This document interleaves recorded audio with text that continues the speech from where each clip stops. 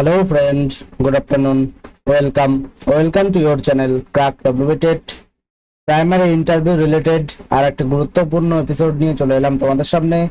তো আজকে কিন্তু আমরা প্রাইমারি ইন্টারভিউতে বিগত বছরে যে সমস্ত প্রশ্ন জিজ্ঞাসা করা হয়েছে সেগুলির কিছু প্রশ্ন আজকে তোমাদের সামনে আলোচনা করতে চলেছি। এই যে আজকে যে সমস্ত প্রশ্নগুলি আলোচনা করব এই সমস্ত প্রশ্নগুলি কিন্তু 2022 সালের ইন্টারভিউ থেকে কালেক্টেড, অর্থাৎ লেটেস্ট যে ইন্টারভিউটি হয়ে গেল সেই ইন্টারভিউ থেকে কিন্তু সমস্ত প্রশ্নগুলি কালেক্ট করে তোমাদের সামনে আজকে উপস্থাপন করতে চলেছি। এর আগে কিন্তু প্রায় 70টি প্লাস ভিডিও দেওয়া হয়েছে, যে তোমরা যদি না দেখে থাকো তাহলে তোমরা অবশ্যই প্লেলিস্ট ভিজিট করে ভিডিওগুলি দেখে নিও। এবং এগুলি কিন্তু according to last year interview প্যাটার্নের উপর ডিপেন্ড করে কিন্তু কোশ্চেনগুলি করানো হচ্ছে। তো আজকে তোমরা যে প্রশ্নগুলি সম্পর্কে জানতে পারবে সেগুলি দেখো। এখানে রয়েছে প্রথম প্রশ্ন, একজন আদর্শ মা 100 জন স্কুল শিক্ষকের ন্যায় মূল্যবান, এই কথার গুরুত্ব কি? বা এর সাথে সাথে আরেকটা প্রশ্ন হয়ে থাকে যে মায়ের শিক্ষা আগে হলে শিশু শেখে মায়ের কোলে। তো শিশু শেখে মায়ের কোলে এই বক্তব্যটি ব্যাখ্যা করো। এটি কিন্তু 2022 সালের ইন্টারভিউতে একজন ক্যান্ডিডেটকে জিজ্ঞাসা করা হয়েছে। তো সেটির উত্তর কিন্তু আজকে তোমাদের সামনে আলোচনা করব। অনেকেই হয়তো আনসারগুলি জানো কম বেশি, কিন্তু গুছিয়ে বলতে পারা এটি কিন্তু একটি বিশেষ টেকনিক রয়েছে। তো সেভাবে যদি বলতে না পারো তাহলে কিন্তু ইন্টারভিউয়ারদের তুমি কিন্তু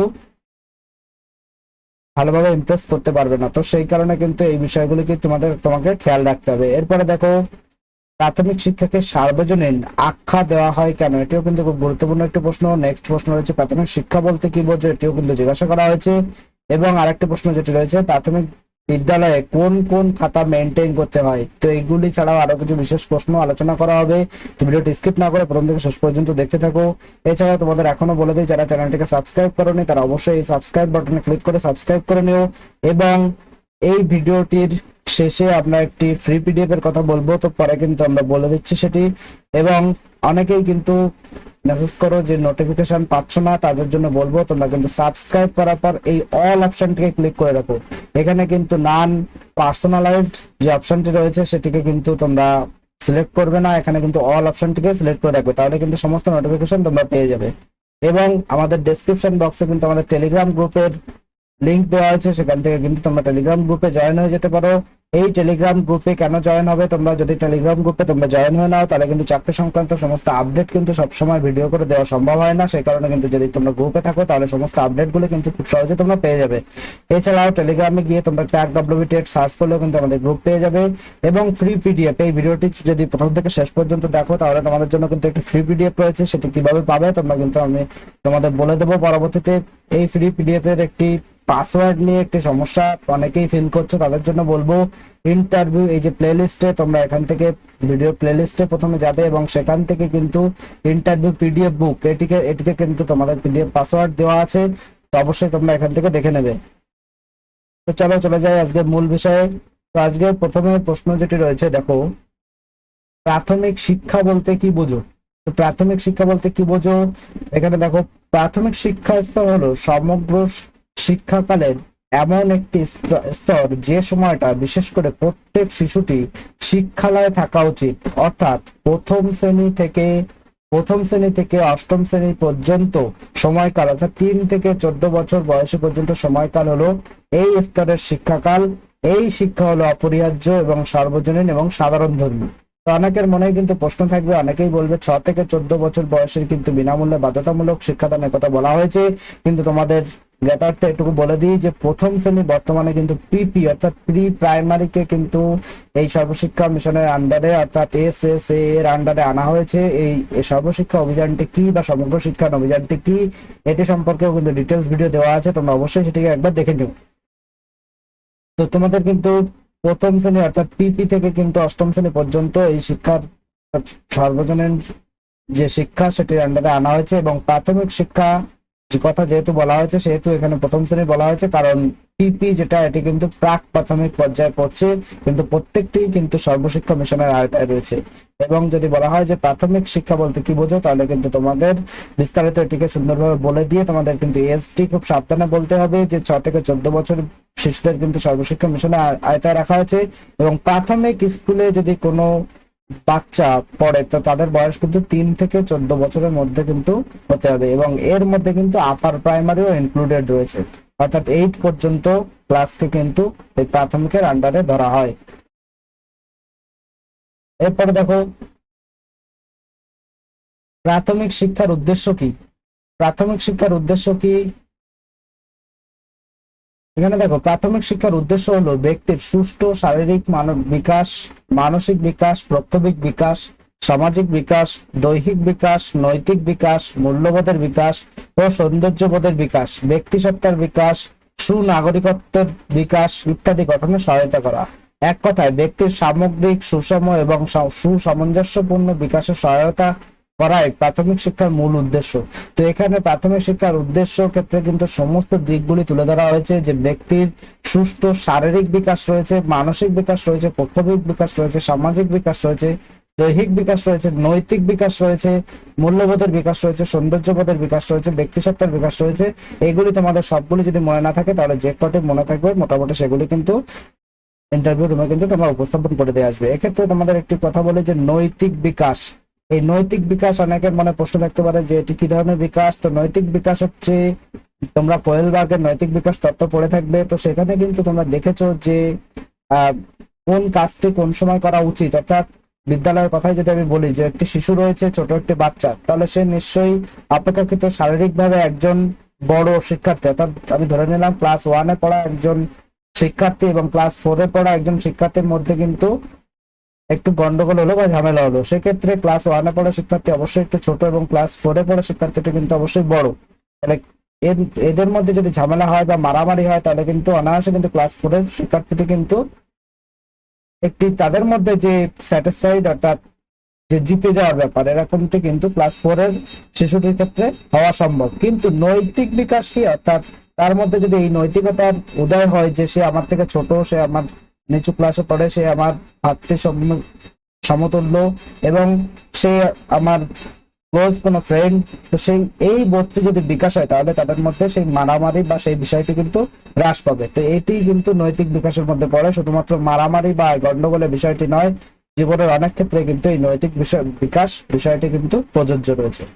নেক্সট রয়েছে, তো চলে যাও নেক্সট প্রশ্নে চলে আসি। প্রাথমিক শিক্ষাকে সার্বজনীন আখ্যা দেওয়া হয় কেন। আর একটা বিষয় এখানে তোমাদের বলে দিই, এই যে সমস্ত টার্ম অর্থাৎ শারীরিক, মানসিক, প্রত্যবিক, সামাজিক, দৈহিক, নৈতিক, এই সমস্ত টার্মস গুলি সম্পর্কে কিন্তু তোমাদের সুন্দরভাবে পরিচিত থাকতে হবে, কারণ কিন্তু প্রাথমিক স্তরে যে শিক্ষকতা করার জন্য তোমরা যাচ্ছ এবং সেজন্য কিন্তু এই টার্মস গুলি সম্পর্কে ডিটেলস জানা তোমাদের অবশ্যই খুবই প্রয়োজনীয়। এরপরে দেখো প্রাথমিক শিক্ষাকে সার্বজনীন আখ্যা দেওয়া হয় কেন। এখানে প্রাথমিক শিক্ষাকে সার্বজনীন আখ্যা দেওয়া হয় কেন, দেখো প্রত্যেক মানুষেরই সুস্থ সার্থক জীবনযাপনের জন্য একটি শিক্ষা একান্ত প্রয়োজন। ব্যক্তি সত্তায় ন্যূনতম সুষম সর্বাঙ্গীন বিকাশ ঘটায় এই শিক্ষা, তাই বিশেষ শিক্ষা হিসেবে নয়, বিশেষ শিক্ষার ভিত্তিভূমি গঠনে প্রত্যেক ব্যক্তিকে সুনাগরিকতা দানের জন্য এই শিক্ষাকে সার্বজনীন রূপে আখ্যা দেওয়া হয়, অর্থাৎ এই শিক্ষার মাধ্যমে সামগ্রিক বিকাশ সাধিত হয়। তো প্রাথমিক শিক্ষাকে সার্বজনীন বলা হচ্ছে কেন, দেখা যাচ্ছে কোনো একটি শিশুকে যদি প্রাথমিক শিক্ষা না দেওয়া হয় তাহলে একজন শুধুমাত্র যে তাকে বড় হয়ে চাকরি বাকরি করতে হবে, বড় জায়গায় যেতে হবে, প্রতিষ্ঠিত হতে হবে, অর্থ উপার্জন করতে হবে, এই বিষয়ে কিন্তু প্রাথমিক শিক্ষা মোটেই ফোকাস করে না।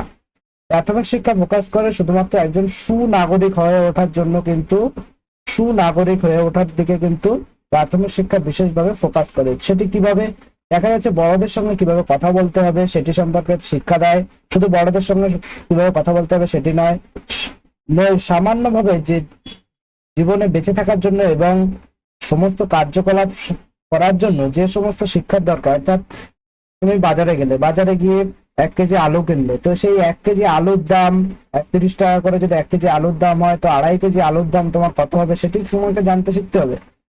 দেখা গেলে বড় কোনো ডিগ্রিধারী হয়তো শিক্ষা তুমি নাই বা অর্জন করলে, কিন্তু তোমাকে এই বিষয়গুলো জানতে হবে, নাহলে তোমার ব্যক্তিগত বা প্রত্যেক জীবনে বেঁচে থাকবার জন্য তোমার কিন্তু বিভিন্ন সমস্যায় পড়তে হবে। তো সেই জন্য কিন্তু একটি সুনাগরিক করবার জন্য এবং একটা সুন্দরভাবে একজন সতর্ক নাগরিক হিসেবে বেঁচে থাকবার জন্য কিন্তু প্রাথমিক শিক্ষা বিশেষভাবে প্রয়োজনীয়। এই জন্য কিন্তু প্রাথমিক শিক্ষাকে সার্বজনীন আখ্যা দেওয়া হয়েছে। তো এইভাবে কিন্তু সুন্দরভাবে বুঝিয়ে তোমরা অ্যান্সারটি বলে দিতে পারবে। তো তোমাদের জন্য কিন্তু একটি অ্যানাউন্সমেন্ট রয়েছে। আমাদের কিন্তু সম্পূর্ণ ইন্টারভিউ প্রস্তুতির জন্য মোট 3টে পিডিএফ রয়েছে। তোমাদের আগেই আমরা দেখিয়েছিলাম যে ফ্রি পিডিএফ, তো ফ্রি পিডিএফটি তোমরা কিভাবে পাবে, তো এখান থেকে তোমরা জানতে পারবে ফ্রি পিডিএফ তোমরা কিভাবে পাবে। তো প্রথমে আমরা বলে দিই যে ফ্রি পিডিএফ এর জন্য কিন্তু তোমরা ইন্টারভিউ ফ্রি পিডিএফ এটি লিখে কিন্তু এই যে নাম্বারটি দেওয়া রয়েছে এই নাম্বারে হোয়াটসঅ্যাপ করবে, শুধুমাত্র হোয়াটসঅ্যাপ করবে। এবং পাসওয়ার্ড কিন্তু তোমাদের যে ভিডিওতে দেখালাম সেই ভিডিওতে পাসওয়ার্ড দেওয়া আছে, ওটি দেখে নিয়ে তোমরা সেখানে ইনপুট করলে কিন্তু তোমাদের পিডিএফ অ্যাক্সেস হয়ে যাবে। এবং একটি কথা বলে দিই, অনেকেই কিন্তু পাসওয়ার্ডের জন্য হোয়াটসঅ্যাপ করো, তো অনেক সময় কিন্তু সকলের অ্যান্সার দেওয়া সম্ভব হয়ে ওঠে না, সেই কারণে অবশ্যই বলবো ভিডিওটি দেখে নিতে, এবং সেখানে কিন্তু পাসওয়ার্ডটি দেওয়া আছে। এছাড়া যারা আমাদের পেইড পিডিএফটি নিতে ইচ্ছুক তাদের জন্য 3টে পিডিএফ রয়েছে, যেখানে ইন্টারভিউ প্রস্তুতি থেকে শুরু করে সমস্ত বিষয়গুলো আলোচনা করা হয়েছে। মোট 480টি পেজ রয়েছে, এবং এটুকু বলবো যারা এই 3টে পিডিএফ কালেক্ট করবে তারা কিন্তু ইন্টারভিউ প্রিপারেশন তোমাদের 99% এখান থেকে হয়ে যাবে।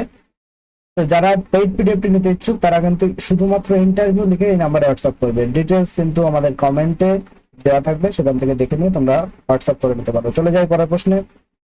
পরের প্রশ্ন রয়েছে, একজন আদর্শ মা 100 জন স্কুল শিক্ষকের ন্যায় মূল্যবান, এ কথা বলার গুরুত্ব কি? এটি কিন্তু বিশেষ করে যারা ফিমেল ক্যান্ডিডেট রয়েছে তাদের কিন্তু এ ধরনের প্রশ্ন কিন্তু ফেস করেছে 2022 সালে অনেকেই। সেই কারণে কিন্তু তোমাদের একটু বলছি, শুধুমাত্র তোমরা দেখেছো যে প্রিভিয়াস আমরা একটা সার্ভে করে দেখিয়েছি যে কোন কোন প্রশ্ন কতজনকে জিজ্ঞাসা করা হয়েছে, সেগুলো কিন্তু তোমরা ইন্টারভিউ প্লেলিস্টে পেয়ে যাবে। প্রিভিয়াস ইয়ার প্রশ্ন বলে দেওয়া আছে, ইংলিশ থেকে অঙ্ক থেকে সবগুলি দেওয়া আছে। তো সেখানে কিন্তু এই ধরনের প্রশ্ন কিন্তু করা হয়েছে। এবং এর সাথে আরেকটি প্রশ্ন যে মায়ের শিক্ষা আগে হলে শিশু শিক্ষা মায়ের কোলে, তো এটি বলার কারণ কি বা এই কথাটি ব্যাখ্যা করো। তখন তোমাকে বলে দিতে হবে, দেখো একজন শিশু তার মায়ের কাছ থেকে প্রথম শিক্ষা পায়। পরিবারে মায়ের স্নেহপূর্ণ পরিবেশে একজন শিশু তার জীবনের প্রয়োজনীয় শিক্ষা লাভ করে। শিশু অভ্যাস গঠিত হয়, ধর্মীয় নৈতিক বিকাশ জাগ্রত হয়, বৃত্তিমূলক শিক্ষার ও বিকাশ ঘটে, যেগুলি একটি শিশুর সর্বাঙ্গীন জীবন গঠনের জন্য বিশেষ গুরুত্বপূর্ণ। এজন্য একজন মা 100 জন স্কুল শিক্ষকের ন্যায় মূল্যবান, এবং এজন্যই বলা হয় মায়ের শিক্ষা আগে হলে শিশু শিক্ষা মায়ের কোলে। তাহলে এটি কিন্তু কেন এভাবে কিন্তু সুন্দরভাবে তোমাকে বলে দিতে হবে, কারণ একটি শিশু জন্মাবার পরে থেকেই যে সমস্ত কার্যকলাপ সেগুলি কিন্তু মায়ের কাছ থেকে বেশিরভাগ হয়, সে কারণে কিন্তু সে তার প্রথম শিক্ষক হচ্ছে মা এবং তার পরিবার, এবং তারপরে কিন্তু বিদ্যালয়।